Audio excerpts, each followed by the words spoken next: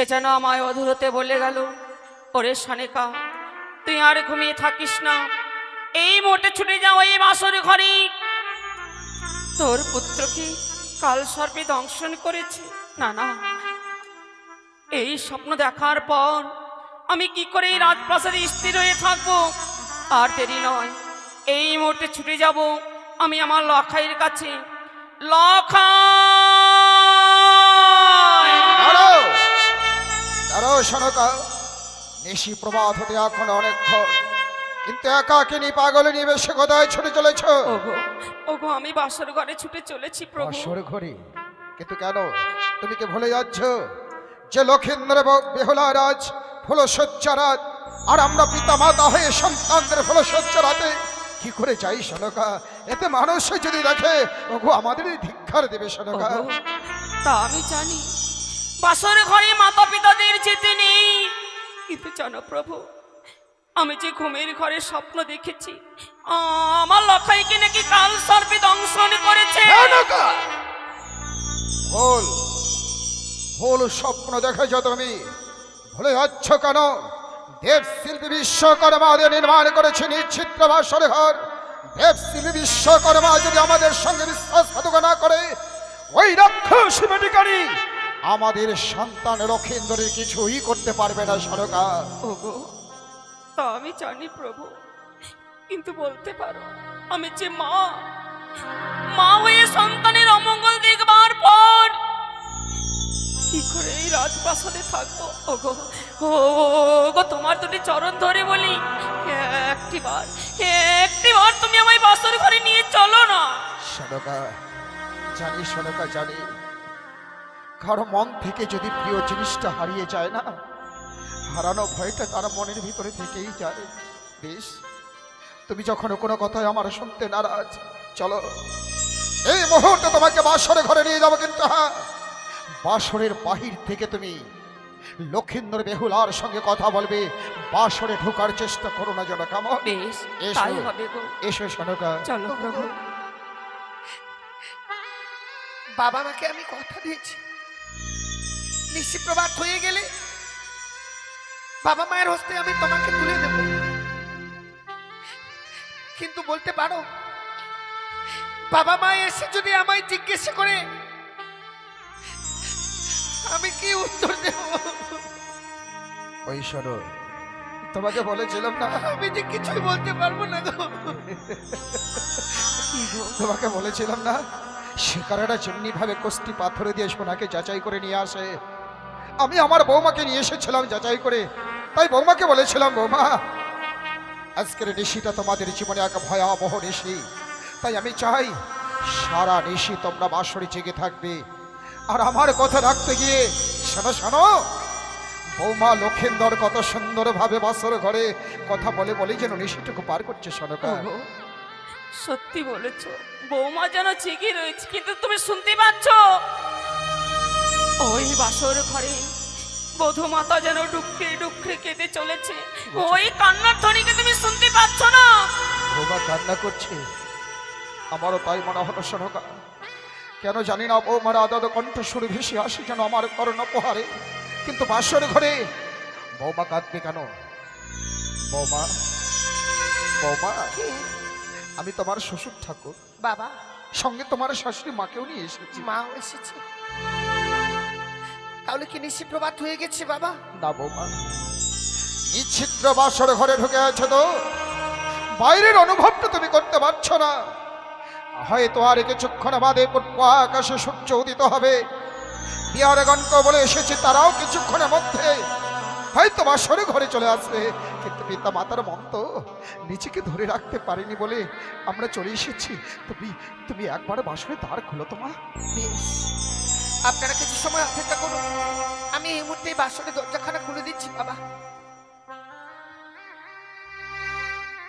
খুলে দিলাম আমি এই বাসনের দরজাখানা।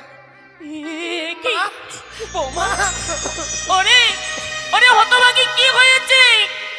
অমন করে আনন্দের দিনে নয়ন বাড়ি ফেলতে নেই রে মা। আনন্দ? আমি যে আপনাদের বড় সর্বনাশ করে ফেলেছি। কি বলছো কি বৌমা? করেছো বৌমা? আপনাদের বড় ক্ষতি করে ফেলেছি। কি ক্ষতি করেছো তুমি? আপনাদেরকে কথা দিয়ে আমি কথা রাখতে পারিনি বাবা। কোন কথা রাখতে পারোনি? আপনি বলেছিলেন এই বাসর ঘরে নাকি সারা নিশি আমায় জেগে থাকতে হবে, কিন্তু জেগে থাকতে পারিনি বলি আমার স্বামীকে ওই পদ্মার কালিয়া নাগিনী দংশন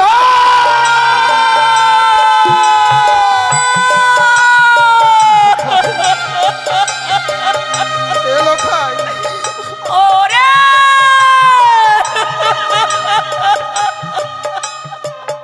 লোখাই,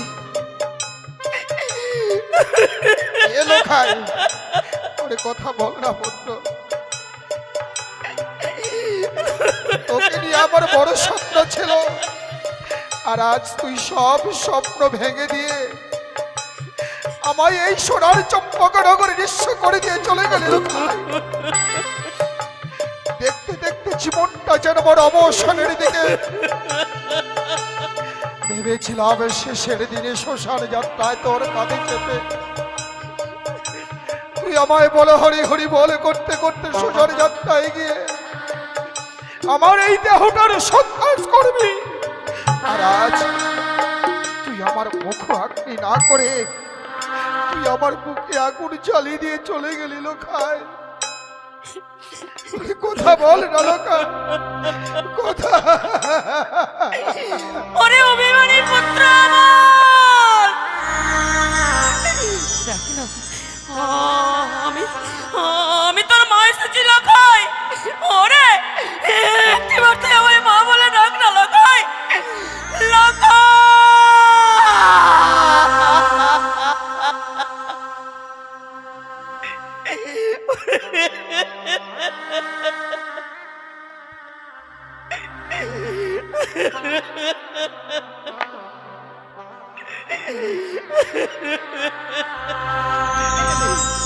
লখাই রে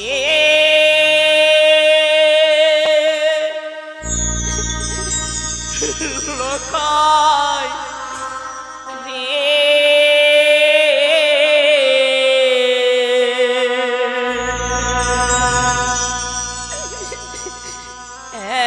একবার মা বলে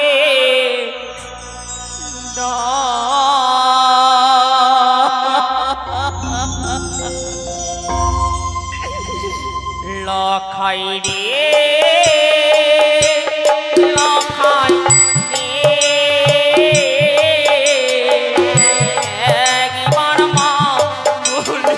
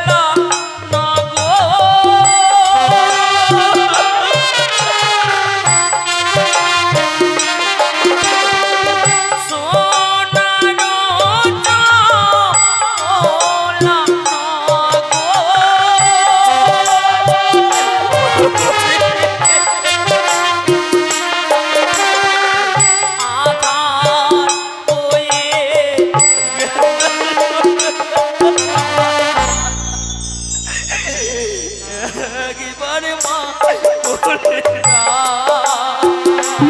লখাই রে লখাই রে একবার মা বলে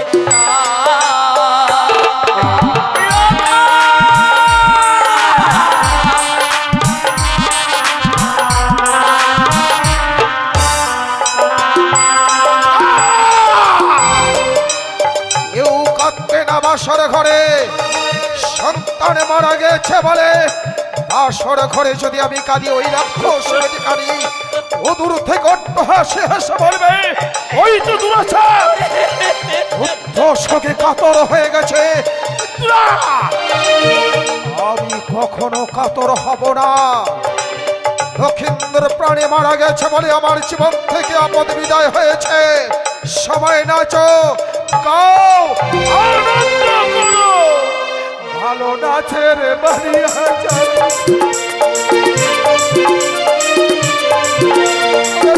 বললো ভালো হলো।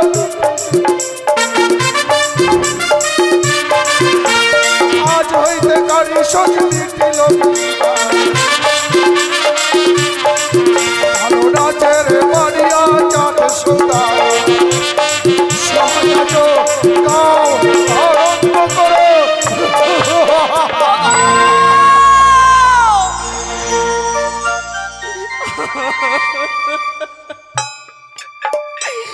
বন্ধ করো তোমার নৃত্য গীত।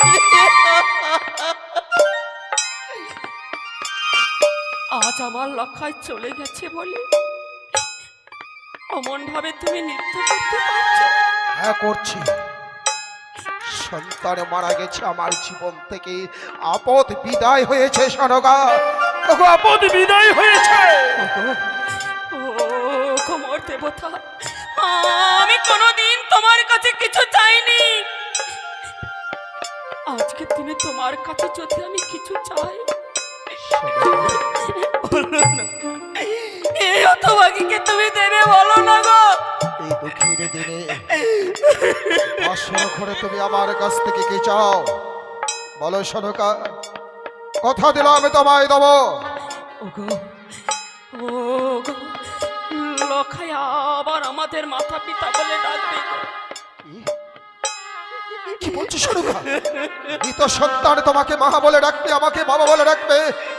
কি বলছো তুমি? আজকে দিনে তুমি শুধু একটি বার ওই মনসা পুজো করছো। লক্ষিন্দর প্রাণ ভিক্ষার জন্য তুমি রাক্ষসের পুজো করছো? তুমি আমার সনকা, নইলে এই মুহূর্তে তোমার জীবন টেনে ছিঁড়ে কুকুর সিগালকে দিয়ে খাওয়াতাম। এড়িয়ে যাও, এই মুহূর্তে বাসর ঘর পরিত্যাগ করো। রাক্ষসীর নাম উচ্চারণ করেছ বাসর ঘরে, তাই বলে এই বাসর ঘরে থাকার তুমি কোনো যোগ্য নাও। যেখানে আমার লখাই নেই সেখানে আমি থেকে কি করব? লখাই তো আমায় ছেড়ে চিরে জীবনের মতো চলে গেছে।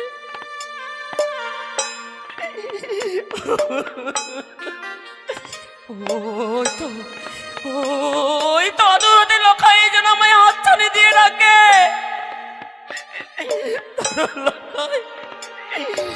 আমি যাবো রে লখাই।